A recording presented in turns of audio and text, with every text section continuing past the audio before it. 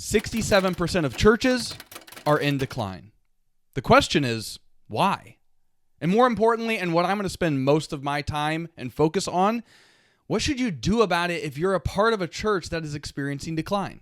What should you do? All right, let's first look at why are 67% of churches in decline? That's the big question, right? Now, to be sure, every individual congregation has its own set of circumstances that have contributed to them being where they are. One major contributor to a church's decline might be something out of their control, like, for example, their city or town or neighborhood that they're in might be experiencing decline itself. People are moving away. And on the flip side, some churches that are experiencing growth might just be benefiting from a boom in population growth within their city, town, or neighborhood. Sometimes it really is just a matter of right place, right time, or wrong place, wrong time. So with that caveat in place that, every church has its own set of circumstances, I do believe that there are some foundational issues that might be affecting many churches in decline. Back in 2014, Tom Rainer wrote a book called Autopsy of a Deceased Church. And then back in 2022, he updated some lessons that he and his team are seeing since that book's release up to that point. And I think their findings are relevant because let's face it, the future of a declining church is a dead church. Here's what he found. Churches that closed had no ongoing effort to reach the unchurched in the community to become churched. There's a difference between a church that has community-focused ministries and a church that is seeking to reach its community with the gospel and welcome them into the bride of Christ. There's a difference.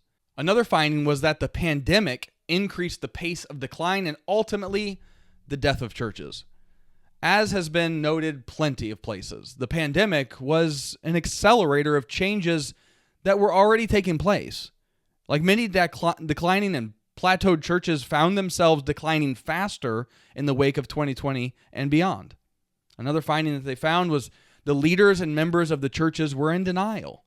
This is, to me, such a sad lesson. I believe there are plenty of churches who haven't died yet that are in denial right now.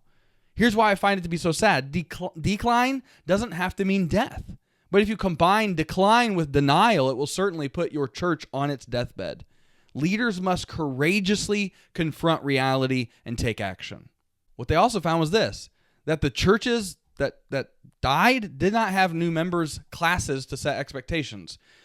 This is all about creating a shared culture of contribution and mission, right? And many churches that don't offer some kind of assimilation track for new people, they're just simply missing out. Here's the last update that they pointed out. The churches kept waiting for the silver bullet. This usually involved a new lead pastor or a new youth or children's pastor. Let's just find a new youth pastor. It'll change everything. But these new team members, they can help, but without strong lay leaders and contributing church members, the decline will continue. And those new staff members will likely leave frustrated and discouraged. But enough of the bad news. Let's look at what a roadmap to healthy growth can look like. The one I'm going to show you, it consists of 7 conversations that you and your leadership team need to have, I believe, in the next 30 days so you can begin to see healthy growth in your church. And by the way, if you and your team want help navigating these conversations with a coach, let me know. I'd love to help you and your team work toward healthy growth by walking you through this process I'm going to walk you through right now. Okay, 7 conversations. Let's dig in. The first conversation is the most foundational of them all. That's why it's number 1. Everyone needs to get really honest with themselves and with each other when we have these conversations. Here's how we start this conversation. Here's the question. Have we resolved to reach unchurched people? Have we resolved to reach unchurched people? This is a question that gets at the heart of the mission of the church. Go and make disciples of all people, baptizing them in the name of the Father and the Son and the Holy Spirit, teaching them to obey all that Jesus commanded us, right? If your church doesn't light up at the thought of reaching unchurched people with the gospel of Jesus, the fundamental reason for her decline is right there. Have we resolved? Has it become a conviction that we will not stop until we do this? Have we resolved to reach unchurched people?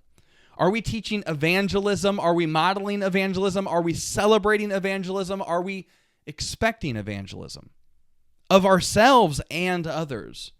See, if your church misses this checkpoint in the roadmap, none of the other checkpoints will matter. Here's the second conversation, and it fully contributes to the first. Consider this. If I were to have a conversation with your team and I asked each of them individually, what is your church's vision for the next 3 to 5 years? How many different answers do you think I would get? Because the more answers that are given, that equals the greater the misalignment is in your church. Clarity on where your church is going is essential. Here's a conversation starter for your team. Do we have a picture of what we're going after as a church over the next 3 to 5 years? Like here we're getting after the vision of the church. 3 years from now, what do we want to be true of our church? See, mission is automatic, no matter the context and time. Vision, though, is contextual and timely. Your vision should be aligned with your mission and your context. Here's a couple of examples of what a 3 to 5 year vision could sound like. In the next 3 years, we will become a church where 75% of our members are involved in weekly small group gatherings. Here's another one. In the next 5 years, we will partner with drug rehabilitation professionals to create a gospel-centered rehab facility in every major neighborhood in our city. These facilities will focus on both the practical restoration and the spiritual formation of those who enter rehab. Do we have a picture of what we're going after as a church over the next 3 to 5 years? If not, like you and your team need to plead with the Lord in prayer and come together to paint a picture of a mission-fueled future, or to say it simply, a vision for your church. Because when you and your team are crystal clear on these two fundamental things, you're well on your way to leading your church toward healthy growth. But when it comes to conversations 3 through 7, this is when things start to change, because we're going to take our convictions and dreams and turn them into action. So let's keep going. And hey, before we get to the next one, I want to show you a free gift I have for you, just my way of saying thanks for being on this video, a helpful resource to help you lead more intentionally. It's called the Intentional Pastor's Roadmap. It's going to help you as a pastor develop a roadmap that goes right along with this that I'm talking to you about on these conversation starters. It's going to show you the path that you need to lead intentionally so that your church can be among the 33% of the churches that are not experiencing stagnation and decline. If you go to preachandlead.com/roadmap, you can get your free roadmap right there. Be sure to go right there. I would love to help you lead more intentionally. I'll see you there. All right, let's get to the next conversation you and your team might need to have a roadmap to healthy growth. Let's get right to it. The third conversation takes your church's vision and turns it into an action plan. Because a vision without a strategy is just an exciting idea. That's not what you and your team are going to settle with. You're going to pray and ask God for wisdom and guidance, and then you're going to discuss this question. Do we have practical steps that we must take over the next 3 to 5 years to see that vision come to pass? Now, to do this, you'll want to begin at the end and work backwards. Let's say you and your team have a vision timeline of 5 years from today. Here's some follow-up questions that will help you and your team break down your vision into strategic steps. Here's the destination. What is our specific vision 5 years from now? That's the destination, and you're going to be as descriptive as possible. Here's a checkpoint. Now, in order to see our 5-year vision become reality, what 3 things must be true 3 to 4 years from now? Here's another checkpoint. What must be true of our church 1 year from now in order to be ready to tackle those 3 things? And here's another checkpoint. In order for that to be true 1 year from now, what 3 things must we focus all our energy on this year? So step by step, you work backward from the vision. So like by the end, you have in chronological order, 0 to 12 months, you've got 3 major initiatives. By year 1, you've got 1 clear goal. Years 2 through 4, you've got 3 major initiatives. And year 5, you've got your 5-year vision. So once you go through a process like this, your team will know exactly what the main focuses are for the year. It's a beautiful thing. And at the end of the year, you'll know if you're on track or not and make adjustments accordingly. So because if vision never moves to strategy, it becomes a far-fetched dream with no hope of seeing the light of day. A book I found immensely helpful with this in building out a strategic vision is called God Dreams. I'll leave a link in the description. The fourth conversation is essential, and I find that it's often neglected in many churches. It's like one thing for you and your team to know where you're headed as a church, but if the rest of the congregation doesn't know, you're making a major headache for yourselves. So prayerfully, you and your team need to evaluate this. Are we communicating these things that we've just talked about to the congregation on a regular basis? Like, do they also know where we're headed as a church? Do they know where we're headed? Because without the right communication plan in place, the strategic vision that you and your team prayerfully labor over and develop will never come to fruition. So this new vision, you've got to weave it through the life of your congregation. You'll leverage social media, your website, email, decor in the church building, like signs and all that, the Sunday service, small group time, to emphasize various aspects of the vision. Like you could start a YouTube show and podcast that's all about the ultimate goal of the vision and how people in your church can begin living it today.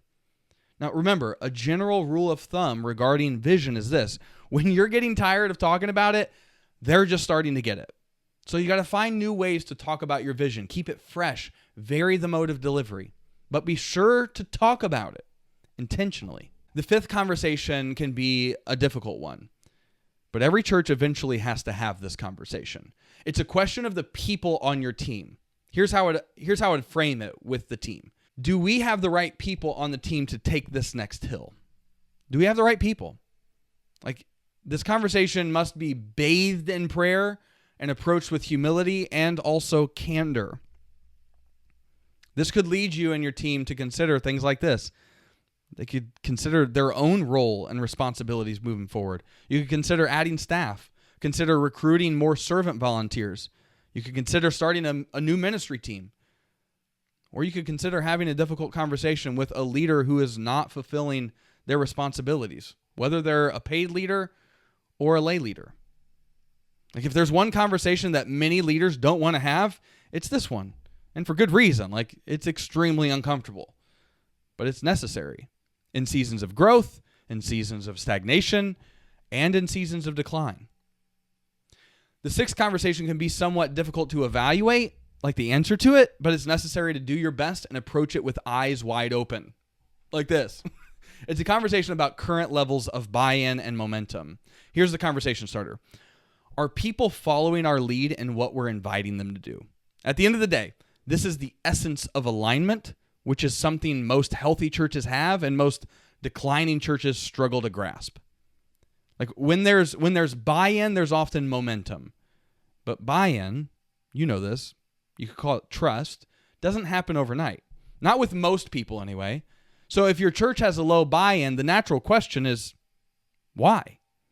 To go deeper on this, I would be thinking of things like, has there been inconsistency from leadership? Has there been a lot of turnover in the church? Has there been controversy or conflict with the church? Do your most devoted members want to move into a mission-fueled future or just keep the status quo? Are people following our lead in what we're inviting them to do? You got to work this out together. Now, working through the seventh conversation, it facilitates people stepping into their purpose and aligning their lives with the mission of the church. So to say it simply, it's a beautiful thing when this happens. Here's the conversation. How are we helping people connect to the mission of the church and the purpose of their lives? Simply speaking, this is oftentimes referred to as assimilation, right? But I want to remind you that assimilation is so much more than getting people involved. This is creating a mission-aligned culture that helps people actively use their gifts in the body of Christ for the good of the world. If you and your team don't have a good answer to this question, you've got some work to do. Now, the best approaches I've seen blend the following strategies: a clear on-ramp to connection, group-sized connection, think like a newcomer's lunch, one-to-one relational connection where leaders are pursuing people, not waiting for them to pursue them. It consists of group-sized onboarding, think like a class. And inside that class, you're going to explore the mission of the church. You're going to do spiritual gift identification and many other things specific to your context. And then it also includes personalized follow-up. So there it is, the roadmap to healthy growth. The question is, when will you and your team have these conversations? Because if you recognize that your church needs to make some shifts toward health and start moving down this roadmap to healthy growth, I recommend that you take action on this in the next 30 days. Don't wait.